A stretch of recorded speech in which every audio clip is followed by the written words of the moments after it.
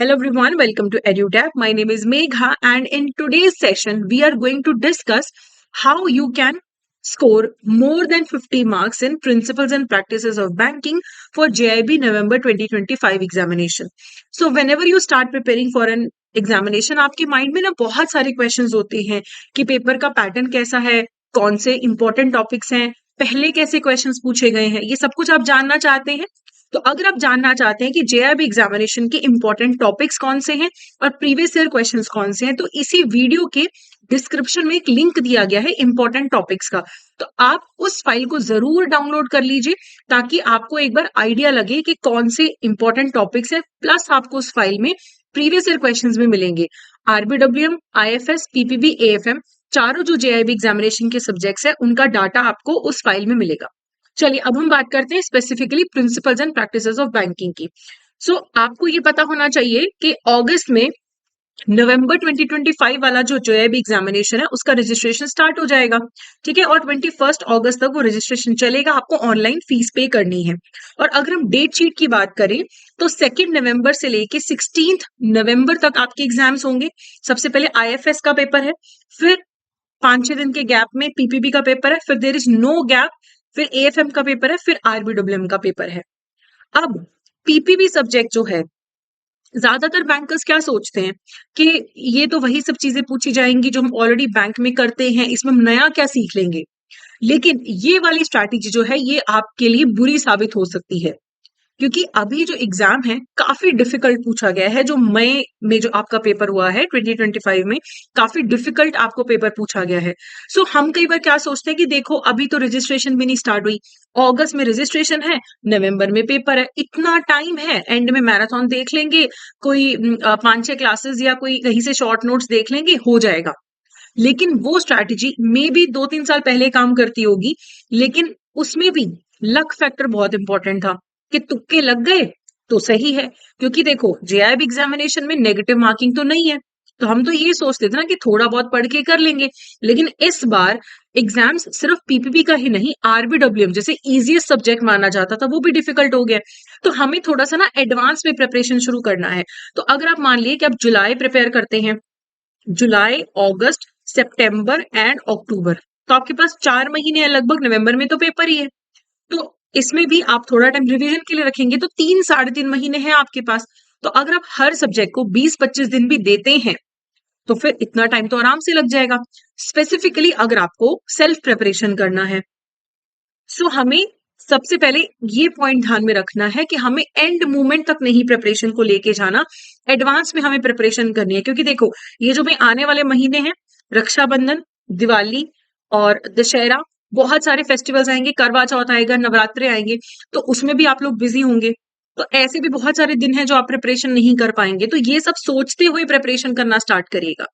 अब ये जो हम बात कर रहे हैं स्ट्रैटेजी की, ये क्यों जरूरी है? क्योंकि देखो बहुत सारे एस्पिरेंट्स ऐसे हैं जिनके दिमाग में है कि जेआईबी देना है, लेकिन दे आर वेटिंग कि चलो अगस्त का वेट करते हैं, रजिस्ट्रेशन स्टार्ट होने का वेट करते हैं, फिर सोचेंगे। तो अभी तक बहुत से लोगों ने प्रिपरेशन स्टार्ट नहीं करी।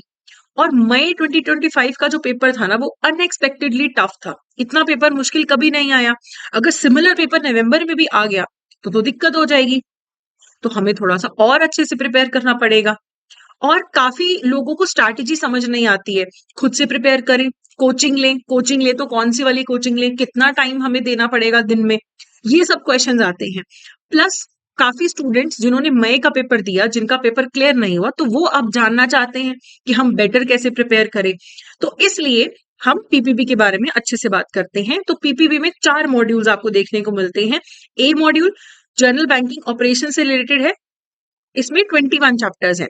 उसके बाद मॉड्यूल बी जो है फंक्शंस ऑफ बैंक्स, इसमें 20 चैप्टर्स हैं। बैंकिंग टेक्नोलॉजी सी मॉड्यूल में 9 चैप्टर्स हैं। और ethics in banks and financial institutions, इसमें 5 चैप्टर है। 4 मॉड्यूल्स हैं। जेआईबी की सारे जो हमारे पेपर्स होते हैं ना, उनमें सब में 4-4 मॉड्यूल्स होते हैं, लेकिन हर सब्जेक्ट में अलग अलग मॉड्यूल्स की इंपॉर्टेंस होती है। तो हमारा जो पीपीबी सब्जेक्ट है इसमें ए और बी मॉड्यूल जो है ये सबसे ज्यादा इंपॉर्टेंट है। 70 to 75 मार्क्स का जो पेपर है आपका सिर्फ इन्हीं मॉड्यूल्स में से आता है। तो आपको जब तैयारी करनी है, आपका मेजर फोकस पीपीबी में ए और बी मॉड्यूल पे होना चाहिए। ओके, उसके बाद अगर हम जून 2025 या फिर हम मई 2025 एग्जाम की बात करें, कुछ लोगों का मई में पेपर हुआ है, कुछ लोगों का जून में पेपर हुआ है, ठीक है। सो मई जून हम इसे बोल सकते हैं कि मई जून, क्योंकि ऑपरेशन सिंदूर के कारण पेपर डिले हो गया था। तो मॉड्यूल ए में से लगभग 35 मार्क्स का पेपर आया है, मॉड्यूल बी में से 35 टू 37 मार्क्स का पेपर आया है, सी मॉड्यूल में से हमें 10 से 12 क्वेश्चंस देखने को मिले हैं और लगभग 10 क्वेश्चंस हमें डी मॉड्यूल में से देखने को मिले हैं।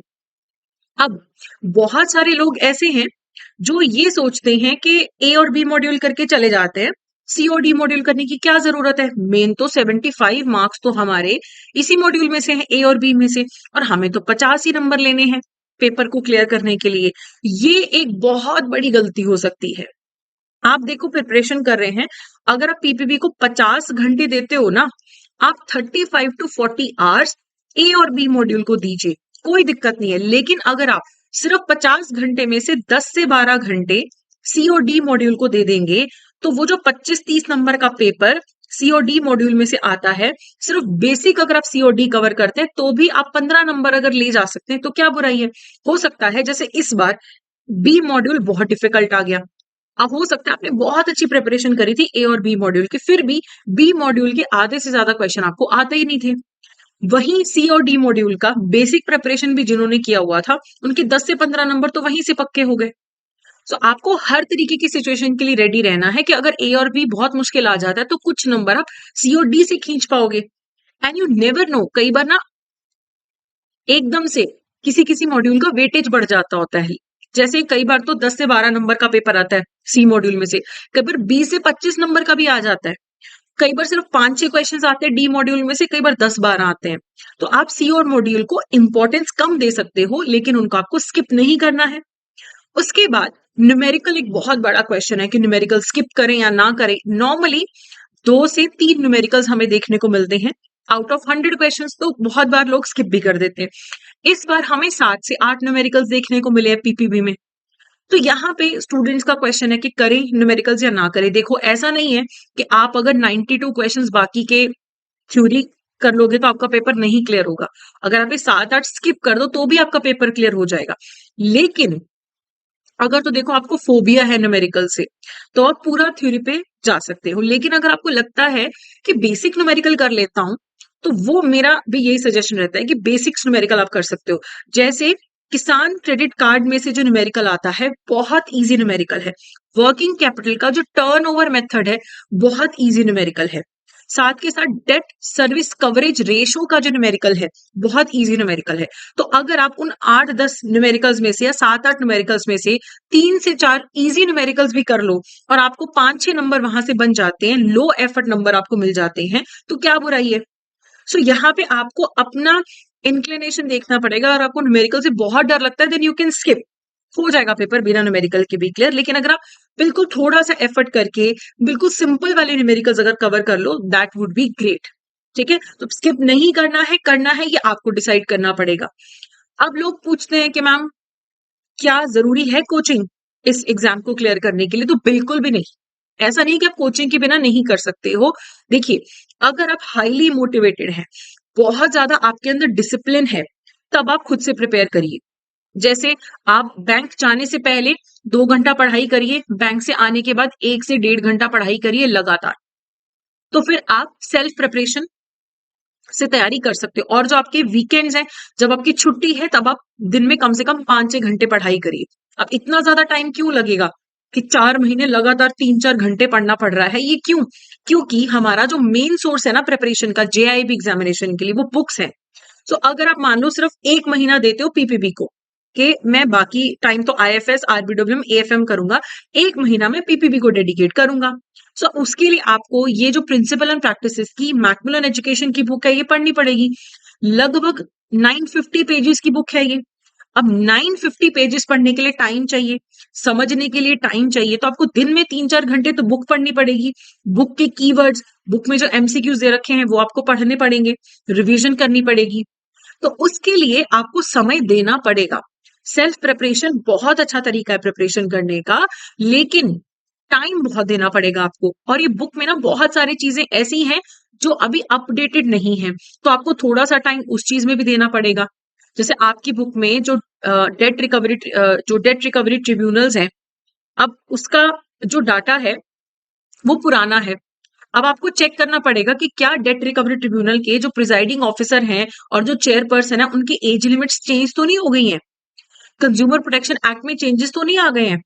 ये सारी चीजें आपको खुद से देखनी पड़ेंगी, वो आरबीआई के सर्कुलर्स देखने पड़ेंगे। तो एफर्ट बहुत ज्यादा, आई एम नॉट सेइंग कि हो नहीं सकता है, but the effort required is very high. So अगर आपको पढ़ना पसंद है बुक्स में से और आपके पास अच्छा खासा टाइम है, आपका जो फैमिली कमिटमेंट्स है उतना ज्यादा नहीं है, तो आप इस बुक से पढ़ सकते हैं। ये बुक आपका मेन सोर्स है, इसी में से ही आपका 90% से ज्यादा पेपर आता है।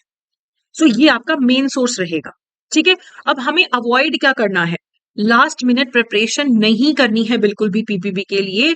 आपको समय देना है और सिर्फ समरीज पढ़ के आप सोचो कि मैं कर लूं, तो बात नहीं बनेगी। आपको थोड़ा डिटेल्ड डीप पढ़ना पड़ेगा, क्योंकि ना इस बार आपको काफी क्वेश्चंस ऐसे पूछे गए हैं जो आपकी बैंकिंग की प्रैक्टिकल नॉलेज में से है, काफी सिनेरियो बेस्ड क्वेश्चंस है। ठीक है, आपको जैसे 0.5 मार्क्स का पेपर में 50 क्वेश्चन आएंगे, 1 मार्क के 25 क्वेश्चन आएंगे और 2 मार्क्स के 25 क्वेश्चन आएंगे। ठीक है, तो अब इसमें आपको 2 मार्क्स में काफी बार केस स्टडीज आती है, 1 मार्क में case studies scenario based question आते हैं कि मान लीजिए आप बैंकर हैं, आप एक कस्टमर के साथ डील करते हैं लॉकर के रिगार्डिंग, तो आप क्या करोगे। तो इसमें आपकी अच्छी प्रैक्टिकल नॉलेज, डीप अंडरस्टैंडिंग होनी चाहिए, जिसे डेवलप होने में टाइम लगता है। ऑल्दो आप लोग बैंक्स में काम करते हैं, लेकिन बहुत बार हमें ना जो ऑन पेपर चीजें हैं वो नहीं इतनी याद रहती है। और आप ना 100% न्यूमेरिकल स्किप मत करिए। अगर आपके पास थोड़ा सा भी एक्स्ट्रा टाइम हो तो जो बेसिक न्यूमेरिकल्स है वो आप करके जाइए। ठीक है, शॉर्टकट्स मत ढूंढिए कि मैं एंड में सिर्फ मैराथन देख लूंगा, मैं कोई यूट्यूब वीडियो देख लूंगा।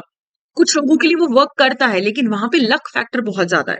आपको लक पे डिपेंडेंट नहीं रहना है, आपको खुद से प्रिपेयर करना है, अच्छे से डिटेल में प्रिपेयर करना है और रिवीजन के लिए बहुत टाइम देना है आपको। अगर आप हफ्ते में 6 दिन पढ़ रहे हैं ना, तो 7वें दिन आपको रिवीजन करना है, आपको मॉक टेस्ट अटेम्प्ट करने हैं, आपको क्वेश्चंस करके देखने हैं, आपको अपने जो नोट्स आपने बनाए हैं प्रिपरेशन के टाइम पे उनको आपको रिवाइज करना है। और जो मैं आपको फाइल की बात कर रही हूँ, आपको इस वीडियो के डिस्क्रिप्शन में जो इंपॉर्टेंट टॉपिक्स की लिस्ट मिलेगी, आप वो टॉपिक्स को बार बार रिवाइज करो कि क्या मैं इन टॉपिक्स को अच्छे से कर पा रहा हूं या नहीं कर पा रही। ये आपको जरूर देखना है। देखो, अगर तो आप लोग खुद से प्रिपरेशन कर सकते हैं, वेल एंड गुड, लेकिन अगर आपको लगता है कि नहीं मुझे ना हेल्प चाहिए, मुझे बुक ना खुद से अच्छे से समझ नहीं आती है, मुझे लगता है कि मुझे कहीं से कोई पढ़ा दे, मुझे कोई कोर्स मिल जाए जिसमें मुझे सारी मेरी जो प्रॉब्लम्स है कि क्या इंपॉर्टेंट है क्या अनइम्पॉर्टेंट है सब कुछ मुझे एक जगह पे मिल जाए, तो आप क्या कर सकते हो। ठीक है, तो आप एडुटैप के कोर्स में एनरोल कर सकते हो। उसके लिए भी मैं आपको कोर्स के बारे में डिटेल्स बता देती हूँ। देखिए, अगर आप एडुटैप की वेबसाइट पे जाएंगे, लिंक आपको डिस्क्रिप्शन में मिल जाएगा, edutap.in। यहाँ पे आप कोर्सेज पे क्लिक करिए, जेआईबी कोर्सेज पे क्लिक करिए। अगर आपको लगता है कि मुझे सिर्फ पीपीबी में प्रॉब्लम है, तो यहाँ पे सिंगल ऑप्शन पे क्लिक करिए, पीपीबी का मास्टर कोर्स नजर आएगा। इसमें आपको पीपीबी की डिटेल्ड रिकॉर्डिंग्स मिल जाएंगी, सारे सब्जेक्ट के जो सारे चैप्टर हैं पीपीबी के, उनके आपको रिकॉर्डिंग्स मिल जाएंगी। एग्जाम से जस्ट पहले, जैसे नवंबर में आपका पेपर है ना, उससे पहले वाला जो वीक है उसमें आपको एक लाइव कोर्स भी मिल जाएगा, ताकि आप रिवाइज कर पाओ। नोट्स आपको मिलेंगे, डिटेल्ड नोट्स जो आप डाउनलोड कर सकते हो। आपको टेस्ट सीरीज मिलेंगी, 10 मॉक टेस्ट मिलेंगे पीपीबी के, और प्लस आपको बहुत सारे चैप्टर वाइज एमसीक्यूज मिलेंगे। चैप्टर पढ़ा, एमसीक्यूज करो, फिर दूसरा चैप्टर पढ़ा, एमसीक्यूज पढ़ो। जब पूरा सिलेबस कवर हो जाए तो मॉक टेस्ट कर लो। फिर मेंटर टॉक अवेलेबल है, जैसे मैं पीपीबी की टीचर हूँ यहाँ पे एडुटैप में, तो अगर आपको कोई डाउट है तो मेंटर टॉक होगा रेगुलरली, आप वहां मुझसे बात कर सकते हो। तो ये आपको सब कुछ अवेलेबल है। 8 मंथ वैलिडिटी का कोर्स भी अवेलेबल है, 12 मंथ वैलिडिटी का कोर्स भी अवेलेबल है। लेकिन अगर आपको लगता है कि नहीं मुझे पूरा जेआईबी का तैयारी अच्छे से करना है, तो आप हमारे कंप्लीट मास्टर कोर्स में एनरोल कर सकते हो। सारे सब्जेक्ट्स का रिकॉर्डेड क्लासेस, एग्जाम से जस्ट पहले आपको एक लाइव कोर्स भी मिलेगा, और आपको notes, test series, chapter wise MCQs, mentor talk, previous year questions भी आपको मिलेंगे कंप्लीट मास्टर कोर्स में भी, और जो हमारा पीपीबी का मास्टर कोर्स है। ओके, तो ये आपके पास एक बहुत अच्छा तरीका है प्रिपरेशन करने का। अगर आपको लगता है कि नहीं मुझसे खुद से ही प्रिपरेशन करनी है, तो क्या वहां पे एडुटैप आपकी कुछ हेल्प करेगा।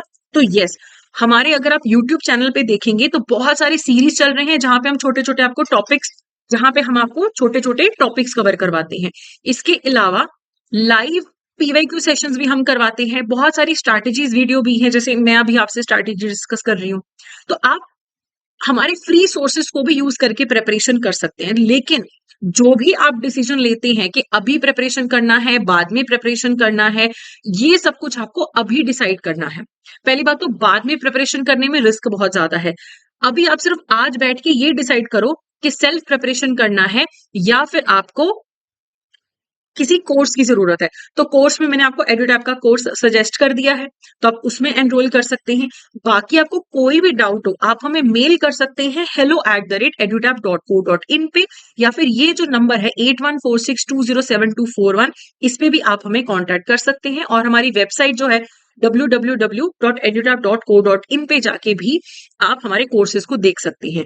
प्लस वो फाइल जरूर डाउनलोड कर लीजिएगा इंपॉर्टेंट टॉपिक्स का और प्रीवियस ईयर क्वेश्चंस का, that is free of cost.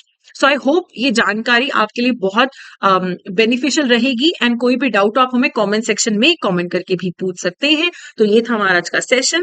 That's it for today. Thank you so much.